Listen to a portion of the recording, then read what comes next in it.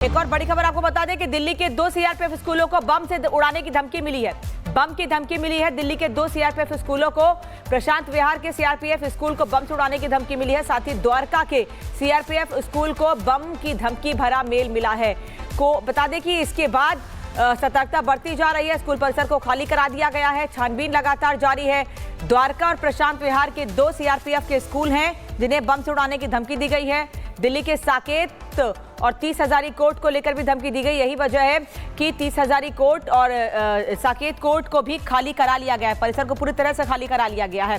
द्वारका के CRPF school को बम की धमकी मिली है। इसके पहले भी दिल्ली में कई स्कूलों को, 100 से ज्यादा स्कूलों को बम की धमकी का मेल भेजा जा चुका है। जतिन इस वक्त साथ में जुड़े हुए हैं। जतिन, एक तरफ वैसे ही डर का माहौल है, उसके बाद अब ये बम की धमकी का मेल। बिल्कुल देखिए, और इसका आईपी एड्रेस विदेश का ही बताया जा रहा है, जो कि हमें जानकारी अभी तक ऑफिशियली तौर पर मिली है। ये जानकारी मिली है कि सीआरपीएफ स्कूल जो कि द्वारका के अंदर है और रोहिणी, इन 2 स्कूलों को इससे पहले भी बम से उड़ाने की धमकी के मेल मिले, लेकिन इस बार एक नया फ्रेश मेल मिला है और उसके अंदर कुछ लीगल जो हेड्स हैं उनके भी एड्रेस लिखे हुए हैं। इसी कारणवश चाहे वो साकेत कोर्ट हो, 30 हजारी कोर्ट हो, पटियाला हाउस कोर्ट हो, इन सभी को इवैक्यूएट करने का जो काम है वो किया जा रहा है कि इवैक्यूएशन बहुत तेजी से शुरू कराया जा रहा है। धमकी में लिखा हुआ है कि बम से इस पूरे परिसर को उड़ा दिया जाएगा। रेड ब्लडेड करके जो कंटेंट है उस मेल के अंदर लिखा हुआ है, लेकिन सिक्योरिटी फोर्सेस अलर्ट हुई क्योंकि कंट्रोल रूम पर इस मेल को लेकर जो जानकारी है वो भेजी गई। उसके बाद से इस पूरे जो कैंपस है, चाहे वो साकेत का कोर्ट का हो, 30 हजारी कोर्ट का हो, पटियाला हाउस कोर्ट का हो, इसको इवैक्यूएट करने का जो काम है वो किया जा रहा है और मल्टीपल जो सर्च है वो की जा रही है। दिल्ली फायर सर्विस को भी प्रिकॉशनरी तौर पर अलर्ट पर रखा गया है। फायर सर्विस की जो टीमें हैं वो अब मूव कर रही हैं और दूसरी सबसे बड़ी बात, जो लोकल पुलिस स्टेशन है उनके स्टाफ को भी अलग अलग लोकेशंस पर मूव करने की जो बात है वो की जा रही है। लेकिन सबसे बड़ा अपडेट अभी तक ये है क्योंकि 30 हजारी कोर्ट 2 अलग अलग सेक्शंस पे बैठा हुआ है, उन दोनों ही, चाहे लॉयर्स के चैम्बर्स हो या जजेस के चैम्बर्स हो, कोर्ट रूम हो, उनको पूरे तरीके से इवैक्यूएट किया जा रहा है। तो दूसरी तरफ अगर हम सीआरपीएफ स्कूलों की बात करें तो उनको भी इवैक्यूएट करके सभी बच्चों को जो असेंबली ग्राउंड है वहां पर असेंबल किया जा रहा है और स्कूल की तरफ से बोला जा रहा है कि सर्च ऑपरेशन हो रहे हैं, पैनिक करने की जरूरत नहीं है। जो सिक्योरिटी फोर्सेस ऑन ग्राउंड है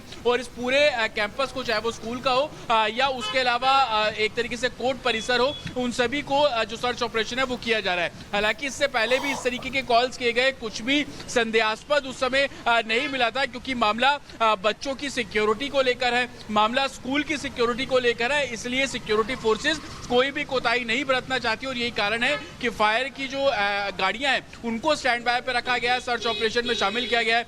बम निरोधक जो दस्ता है उसको मौके पर भेजा गया और उसके अलावा जो दिल्ली पुलिस की अलग अलग जो टीमें हैं वो भी मौके पर पहुंची हैं और पूरे स्कूल परिसर को इवैक्यूएट करने का काम और उसका सर्च का जो काम है वो किया जा रहा है। लेकिन अभी तक ठीक है जतिन, आप बने रहिए हमारे साथ।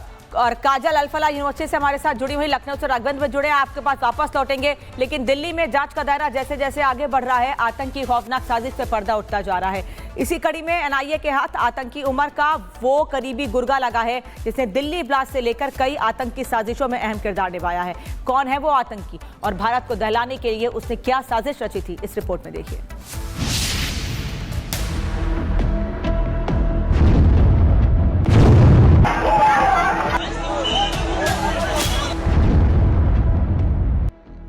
धमाके के बाद फरीदाबाद का अल-फलाह यूनिवर्सिटी आतंकी अड्डे के तौर पर उभरा है। कई आतंकियों के तार यूनिवर्सिटी से जुड़े होने के चलते यूनिवर्सिटी और इसके फाउंडर जवाद फारूकी दोनों जांच एजेंसियों के रडार पर है।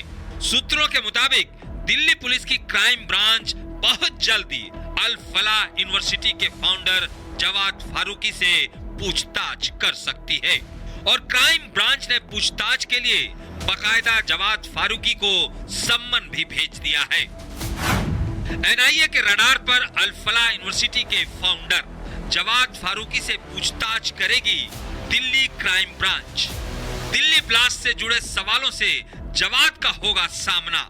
पूछताछ के लिए क्राइम ब्रांच ने फारूकी को भेजा सम्मन। सूत्रों के मुताबिक दिल्ली पुलिस की क्राइम ब्रांच अल-फलाह यूनिवर्सिटी के फाउंडर जवाद फारूकी से Lal Qila car blast case में पूछताछ करेगी और यूनिवर्सिटी से जुड़े मुजम्मिल, शाहीन सईद और उम्र को लेकर जानकारी जुटाएगी, क्योंकि अब तक की जांच में ये साफ हो चुका है कि ब्लास्ट से जुड़ी संदिग्ध कार, जिसमें आतंकी उमर ने अमोनिया नाइट्रेट के जरिए धमाका किया, वो यूनिवर्सिटी कैंपस में देखी गई।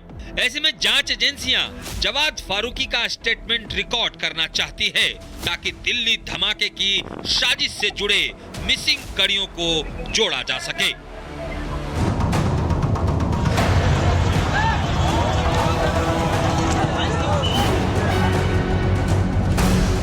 सूत्रों की माने तो अल फलाह यूनिवर्सिटी के फाउंडर जवाद फारूकी और क्राइम ब्रांच के अफसरों का सामना आज भी हो सकता है, क्योंकि पहले से अफवाहें थी कि जवाद फरार है।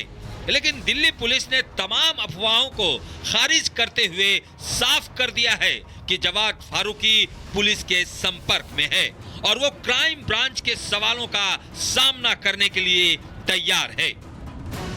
जांच का सिलसिला लगातार जारी है। हर एक एंगल से मामले को लेकर जांच की जा रही है। एक तरफ गिरफ्तारी, पूछताछ और दूसरी तरफ अल फलाह यूनिवर्सिटी में कमरा नंबर 13 और 17, जहां पूरी दिल्ली धमाके को लेकर प्लानिंग की गई, इस पूरे साजिश को लेकर अब उसकी परतें धीरे धीरे खुल रही हैं। इसके साथ ही कुछ डॉक्टर्स को गिरफ्तार किया गया है, कुछ को हिरासत में लिया गया है, कुछ की तलाश यहां पर की जा रही है। आपको बता दें कि दिल्ली ब्लास्ट से जुड़े केस की जांच जैसे जैसे आगे बढ़ रही है, हर रोज हो रहे खुलासे के तार फरीदाबाद की अल फलाह यूनिवर्सिटी से ही जुड़ते दिख रहे हैं। इसी कड़ी में जम्मू से पकड़े गए जसीर बिलाल उर्फ दानिश से पूछताछ में खुलासा हुआ है कि दानिश हमास मॉड्यूल के तर्ज पर भारत के कई शहरों में आतंकी हमले की प्लानिंग कर रहा था। अल फलाह यूनिवर्सिटी के आतंकी डॉक्टर उमर के संपर्क में रहने वाला दानिश एक ऐसा ड्रोन और छोटा रॉकेट बनाने की कोशिश में था, जिन्हें मॉडिफाई करके छोटे बमों से लैस किया जा सके और उसके जरिए देश के कई शहरों को निशाना बनाया जा सके। सूत्रों की माने तो पूछताछ में ये खुलासा हुआ है कि आतंकी जसीर बिलाल उर्फ दानिश हमास की तर्ज पर आतंकी हमले की तैयारी कर रहा था। दानिश अपने साथियों के साथ मिलकर देश के कई शहरों दिए जाएंगे। एक और बड़ी खबर आपको बता दें कि दिल्ली के 2 सीआरपीएफ स्कूलों को बम से उड़ाने की धमकी मिली है। बम की धमकी मिली है। दिल्ली के 2 सीआरपीएफ स्कूलों को, प्रशांत विहार के सीआरपीएफ स्कूल को बम से उड़ाने की धमकी मिली है। साथ ही द्वारका के सीआरपीएफ स्कूल को बम की धमकी भरा मेल मिला है। को बता दें कि इसके बाद सतर्कता बरती जा रही है। स्कूल परिसर को खाली करा दिया गया है। छानबीन लगातार जारी है। द्वारका और प्रशांत विहार के 2 सीआरपीएफ के स्कूल हैं जिन्हें बम से उड़ाने की धमकी दी गई है। दिल्ली के साकेत और 30 हजारी कोर्ट को लेकर भी धमकी दी गई। यही वजह है कि 30 हजारी कोर्ट और साकेत कोर्ट को भी खाली करा लिया गया है। परिसर को पूरी तरह से खाली करा लिया गया है। द्वारका के सीआरपीएफ स्कूल को बम की धमकी मिली है। इसके पहले भी दिल्ली में कई स्कूलों को, 100 से ज्यादा स्कूलों को बम की धमकी का मेल भेजा जा चुका है। जतिन इस वक्त साथ में जुड़े हुए हैं। जतिन, एक तरफ वैसे ही डर का माहौल है, उसके बाद अब ये बम की धमकी का मेल। बिल्कुल देखिए, और इसका आईपी एड्रेस विदेश का ही बताया जा रहा है, जो कि हमें जानकारी अभी तक ऑफिशियली तौर पर मिली है। ये जानकारी मिली है कि सीआरपीएफ स्कूल जो कि द्वारका के अंदर है और रोहिणी, इन 2 स्कूलों को इससे पहले भी बम से उड़ाने की धमकी के मेल मिले, लेकिन इस बार एक नया फ्रेश मेल मिला है और उसके अंदर कुछ लीगल जो हेड्स हैं उनके भी एड्रेस लिखे हुए हैं। इसी कारणवश चाहे वो साकेत कोर्ट हो, 30 हजारी कोर्ट हो, पटियाला हाउस कोर्ट हो, इन सभी को इवैक्यूएट करने का जो काम है वो किया जा रहा है कि इवैक्यूएशन बहुत तेजी से शुरू कराया जा रहा है। धमकी में लिखा हुआ है कि बम से इस पूरे परिसर को उड़ा दिया जाएगा। रेड ब्लडेड करके जो कंटेंट है उस मेल के अंदर लिखा हुआ है, लेकिन सिक्योरिटी फोर्सेस अलर्ट हुई क्योंकि कंट्रोल रूम पर इस मेल को लेकर जो जानकारी है वो भेजी गई। उसके बाद से इस पूरे जो कैंपस है, चाहे वो साकेत का कोर्ट का हो, 30 हजारी कोर्ट का हो, पटियाला हाउस कोर्ट का हो, इसको इवैक्यूएट करने का जो काम है वो किया जा रहा है और मल्टीपल जो सर्च है वो की जा रही है। दिल्ली फायर सर्विस को भी प्रिकॉशनरी तौर पर अलर्ट पर रखा गया है। फायर सर्विस की जो टीमें हैं वो अब मूव कर रही हैं और दूसरी सबसे बड़ी बात, जो लोकल पुलिस स्टेशन है उनके स्टाफ को भी अलग अलग लोकेशंस पर मूव करने की जो बात है वो की जा रही है। लेकिन सबसे बड़ा अपडेट अभी तक ये है, क्योंकि 30 हजारी कोर्ट 2 अलग अलग सेक्शन पे बैठा हुआ है, उन दोनों ही, चाहे लॉयर्स के चैम्बर्स हो या जजेस के चैम्बर्स हो, कोर्ट रूम हो, उनको पूरे तरीके से इवैक्यूएट किया जा रहा है। तो दूसरी तरफ अगर हम सीआरपीएफ स्कूलों की बात करें तो उनको भी इवैक्यूएट करके सभी बच्चों को जो असेंबली ग्राउंड है वहां पर असेंबल किया जा रहा है और स्कूल की तरफ से बोला जा रहा है कि सर्च ऑपरेशन हो रहे हैं, पैनिक करने की जरूरत नहीं है। जो सिक्योरिटी फोर्सेज ऑन ग्राउंड है और इस पूरे कैंपस को, चाहे वो स्कूल का हो या उसके अलावा एक तरीके से कोर्ट परिसर हो, उन सभी को जो सर्च ऑपरेशन है वो किया जा रहा है। हालांकि इससे पहले भी इस तरीके के कॉल्स किए गए, कुछ भी संदेहास्पद उस समय नहीं मिला था, क्योंकि मामला बच्चों की सिक्योरिटी को लेकर है, मामला स्कूल की सिक्योरिटी को लेकर है, इसलिए सिक्योरिटी फोर्सेज कोई भी कोताही नहीं बरतना चाहती और यही कारण है कि फायर की जो गाड़ियां हैं उनको स्टैंड बाय पे रखा गया है, सर्च ऑपरेशन में शामिल किया गया है। बम निरोधक जो दस्ता है उसको मौके पर भेजा गया और उसके अलावा जो दिल्ली पुलिस की अलग अलग जो टीमें हैं वो भी मौके पर पहुंची हैं और पूरे स्कूल परिसर को इवैक्यूएट करने का काम और उसका सर्च का जो काम है वो किया जा रहा है। लेकिन अभी तक ठीक है जतिन, आप बने रहिए हमारे साथ और काजल अल-फलाह यूनिवर्सिटी से हमारे साथ जुड़ी हुई, लखनऊ से राघवेंद्र में जुड़े हैं, आपके पास वापस लौटेंगे। लेकिन दिल्ली में जांच का दायरा जैसे जैसे आगे बढ़ रहा है, आतंकी खौफनाक साजिश पे पर्दा उठता जा रहा है। इसी कड़ी में एनआईए के हाथ आतंकी उमर का वो करीबी गुर्गा लगा है जिसने दिल्ली ब्लास्ट से लेकर कई आतंकी साजिशों में अहम किरदार निभाया है। कौन है वो आतंकी और भारत को दहलाने के लिए उसने क्या साजिश रची थी, इस रिपोर्ट में देखिए।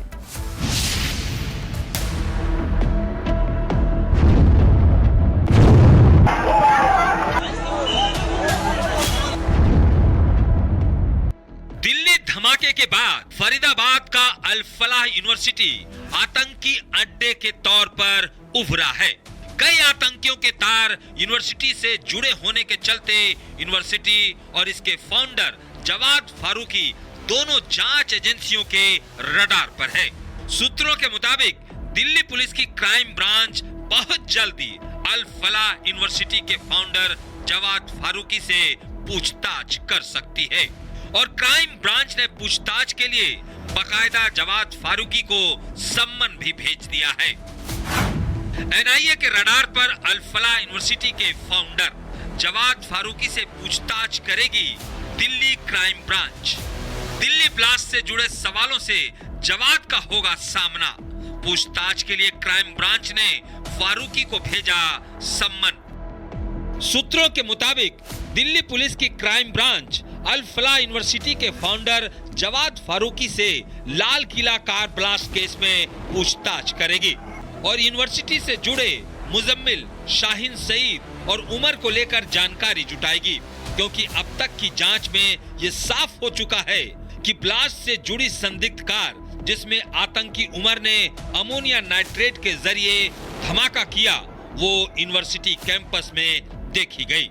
ऐसे में जांच एजेंसियां जवाद फारूकी का स्टेटमेंट रिकॉर्ड करना चाहती है ताकि दिल्ली धमाके की साजिश से जुड़े मिसिंग कड़ियों को जोड़ा जा सके।